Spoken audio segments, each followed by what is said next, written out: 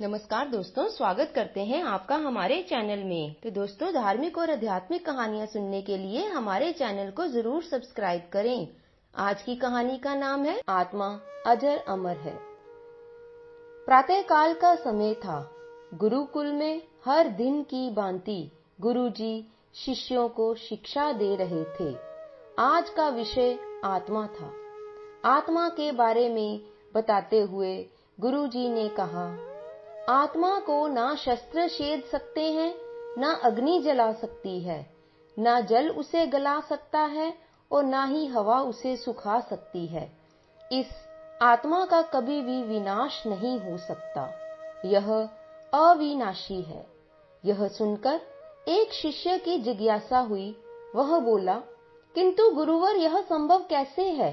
यदि आत्मा का अस्तित्व है तो वो अविनाशी है, तो भला वो इस नाशवान शरीर में कैसे वास करती है और हमें दिखाई क्यों नहीं देती?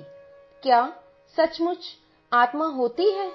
गुरुजी मुस्कुराए और बोले, पुत्र, तुम रसोई घर से एक कटोरा दूध ले आओ और उसे सुरक्षित अपने कमरे में रख देना, और कल इसी समय वह कटोरा लेकर यहाँ उपस्थित हो जाना। अगले दिन शिष्य कटोरा लेकर उपस्थित हो गया। गुरुजी ने पूछा, क्या दूध आज भी पीने योग्य है? शिष्य बोला, नहीं गुरुजी, यह तो कल रात ही फट गया था, लेकिन इसका मेरे प्रश्न से क्या लेना देना? गुरुजी शिष्य की बात को काटते हुए बोले, आज भी तुम रसोई घर में जाना और एक कटोरा दही ले आना, और कल इसी समय कटोरा लेकर यहाँ उपस्थित हो जाना। अगले दिन शिष्य ने ऐसा ही किया। गुरुजी ने पूछा, क्या दही आज भी खाने लायक है? क्या ये उपयोग हेतु सही है? शिष्य बोला, जी हाँ गुरुजी, ये अभी भी ठीक है। अच्छा ठीक है, कल फिर तुम इसे लेकर यहाँ पर आना, गुरुजी ने आदेश दिया।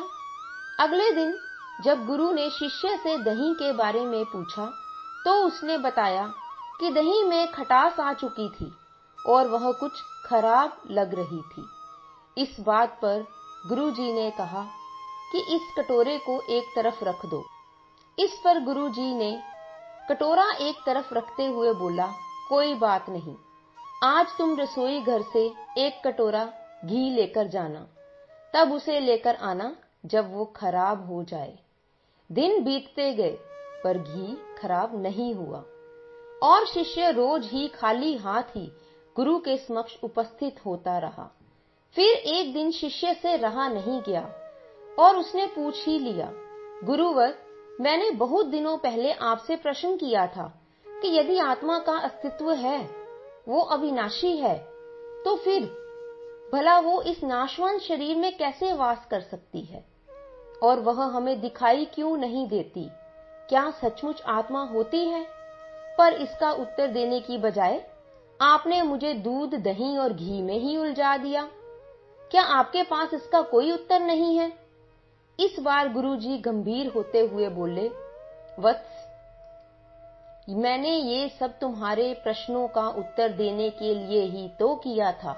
देखो, दूध, दही और घी सब दूध का ही हिस्सा है, लेकिन दूध एक दिन में ही खराब हो जाता है और दही 2-3 दिनों में, लेकिन शुद्ध घी कभी भी खराब नहीं होता।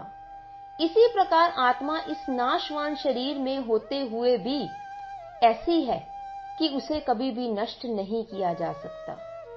ठीक है, गुरुजी मान लिया कि आत्मा अविनाशी है, लेकिन हमें तो घी दिखाई देता है पर आत्मा नहीं। गुरुजी बोले, घी अपने आप तो नहीं दिखता ना, पहले दूध को जमाकर दही में बदलना पड़ता है, फिर दही को मथ कर उसे मक्खन में बदला जाता है, फिर कहीं जाकर जब मक्खन को सही तापमान तक घंटों पिघलाया जाता है, तब जाकर घी बनता है। हर इंसान आत्मा दर्शन यानी आत्मदर्शन कर सकता है, लेकिन उसके लिए पहले दूध रूपी शरीर को भजन रूपी जामन से पवित्र बनाना पड़ता है। इसके बाद कर्म मथिनी से इस शरीर को दीन दुखियों की सेवा में मथना होता है और फिर सालों तक साधना व तपस्या की जांच पर इसे तपाना होता है, तब जाकर आत्मदर्शन संभव हो पाता है। शिष्य गुरु जी की बात अच्छी तरह से समझ चुका था। आज उसकी जिज्ञासा शांत हो गई थी। उसने गुरु के चरण स्पर्श किए और आत्मदर्शन के मार्ग पर आगे बढ़ गया।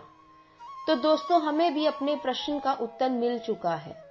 आत्मा अजर अमर है, अविनाशी है, जिसे देखा तो नहीं जा सकता, पर सही कर्म करके हम अपनी आत्मा को अमर अवश्य बना सकते हैं। जो आत्मा परमात्मा के साथ मिल जाती है तो वो प्रभु का रूप प्राप्त कर लेती है। तो बोलो शंकर महाराज की जय हो। तो दोस्तों, आशा करते हैं आपको हमारी आज की यह कहानी अच्छी लगी होगी। यदि अच्छी लगी है तो इसे लाइक और शेयर जरूर कीजिए, और यदि आप चैनल पर नए हैं तो इसे सब्सक्राइब भी करते जाएं। अगली बार एक और नई कहानी के साथ आपके समक्ष उपस्थित होंगे। कहानी को अंत तक देखने के लिए आपका बहुत बहुत धन्यवाद।